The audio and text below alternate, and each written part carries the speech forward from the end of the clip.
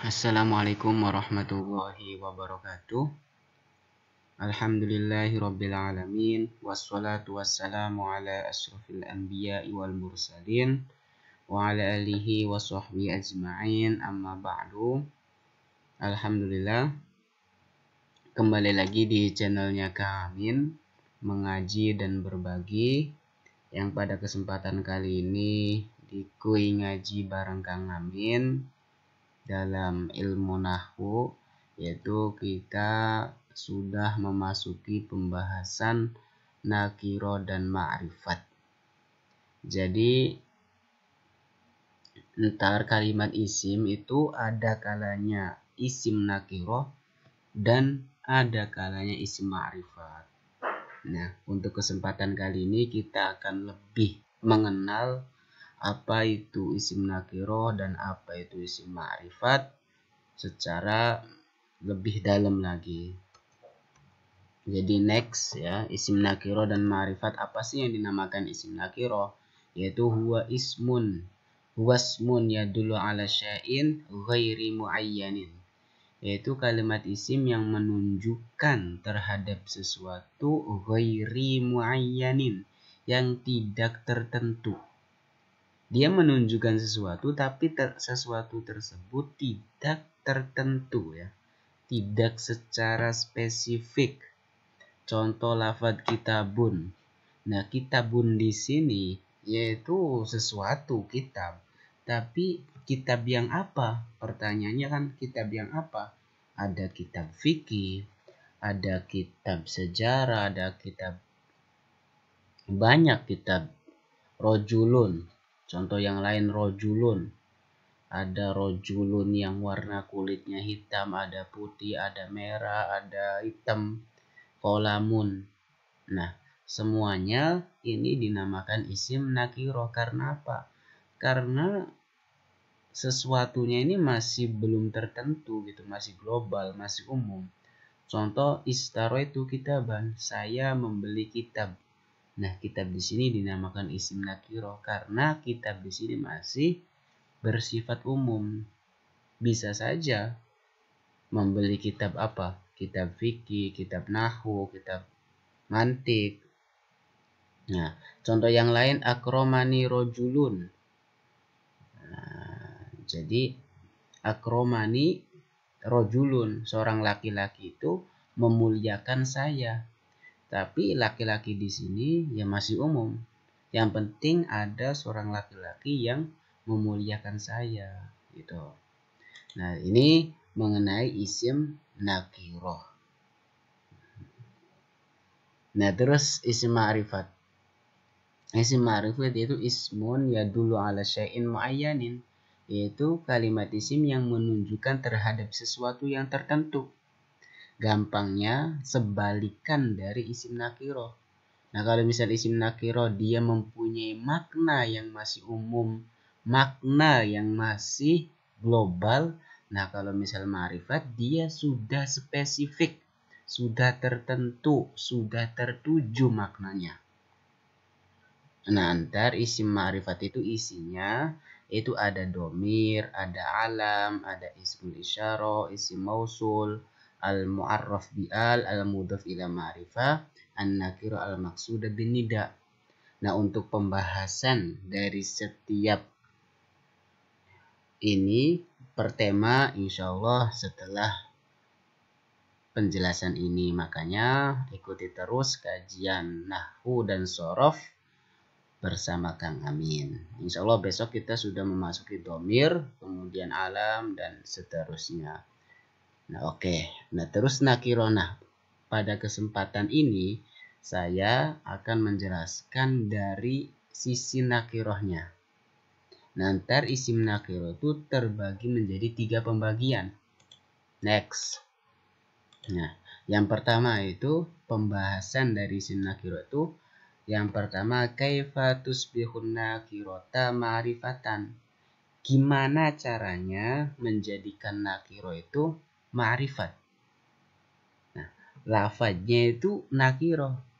Nah, gimana caranya kita merubah lafadz yang tadinya nakiro menjadi isim ma'rifat. Itu yang pertama. Yang kedua yaitu takhsisun nakiroh, yaitu mengkhususkan, menspesifikasikan isim nakiroh. Yang tadinya nakiroh banget, global banget, umum banget gitu. Kita dispesifikasikan, kita khususkan lagi biar nggak terlalu global. Itu pembahasan yang kedua.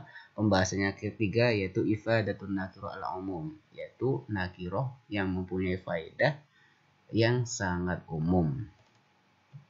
Oke, masuk yang pertama itu gimana caranya merubah isim nakiroh menjadi isim ma'rifat. Yang pertama syaratnya apa? Idza dakhalas 'alaiha al-ma'rifah. Ketika isim nakirah itu termasuki al-ma'rifah. Nah, maka lafadznya itu berubah menjadi ma'rifah. Contoh kitabun ini nakiroh, tapi ketika kemasukan al-ma'rifah, nah statusnya ini menjadi isim ma'rifah. Ini isim nakiro, kemasukan al-ma'rifah menjadi isim ma'rifah. Itu yang pertama. Yang kedua, idza udifat an-nakiratu ila ma'rifah. Nah, ketika isim nakiro dimudofkan kepada ma'rifah, kepada isim ma'rifah. Nah, contoh kitabu. Nah, kitabun di sini itu ma'rifah ya. Nakiro. Kitabun di sini nakiro. Tapi ketika disandarkan atau diidhofatkan kepada ma'rifah Zaidun, nah maka statusnya kitabun di sini yaitu menjadi ma'rifah. Gitu. Yang kedua, dimudofkan kepada isim ma'rifah. Yang ketiga apa? Idza qusidat an-nakiratu bin nida. Ketika nakirohnya itu dimaksudkan dengan nida, dengan panggilannya. Ya rojulu. Nah, ya rojulunya ini sudah ditentukan rojul yang itu. Gitu. Ya gulamu, wahai gulam, wahai seorang pria. Nah, tapi sambil menuding ya. Jadi sudah ditentukan. Nah, makanya rojul di sini sudah dikatakan isim ma'rifat, bukan lagi isim nakiro. Karena nakirohnya itu sudah dituju. Hei laki-laki, kamu. Iya, kamu. Nah, kayak gitu. Nah, ini merupakan cara untuk merubah isim nakiroh menjadi isim ma'rifat dengan 3 cara. Yang kedua dari pembahasan isim nakiroh yaitu apa? Takhsisun nakiroh. Menspesifikasikan isim nakiroh. Mengkhususkan isim nakiroh. Nah, jadi isim nakiroh sendiri itu ada yang mutlaqah dan ada yang muqayyadah. Contoh, misla ja'ani rojulun, telah datang kepadaku seorang laki-laki. Nah, rojulun di sini laki-lakinya ya masih umum gitu, mutlak, secara mutlak saja.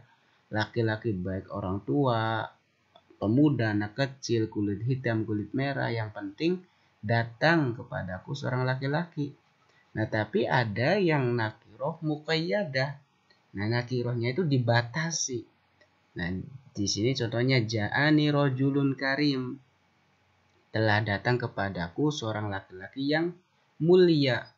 Atau rojulun alim. Seorang laki-laki yang pintar. Berarti mengecualikan yang bodoh, yang tidak mulia. Berarti tidak datang kepadaku.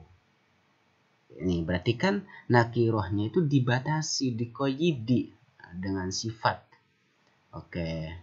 Nah, muqayyadah ini ntar terbagi menjadi ada yang bil wasfi dengan sifat. Contohnya kayak di sini ja'ani rajulun karim, ini berupa sifat ya.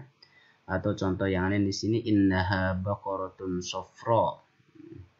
Ini bakor sapi yang berwarna kuning ya. Atau bil idhofah. Seperti apa? Fi arba'ati ayyam.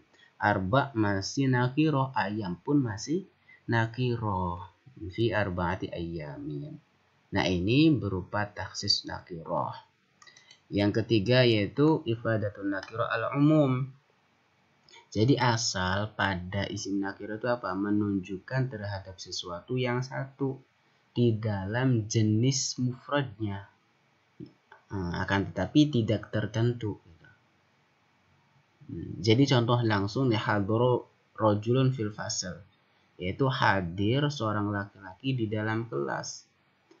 Nah, jadi kehadiran seorang laki-laki di dalam kelas itu, ya dia nggak dibatasi gitu, baik itu orang Afrika, orang Senegal, orang Burkina Faso, orang Tunis, orang Indonesia. Yang penting di dalam kelas itu ada seorang laki-laki satu di dalam kelas.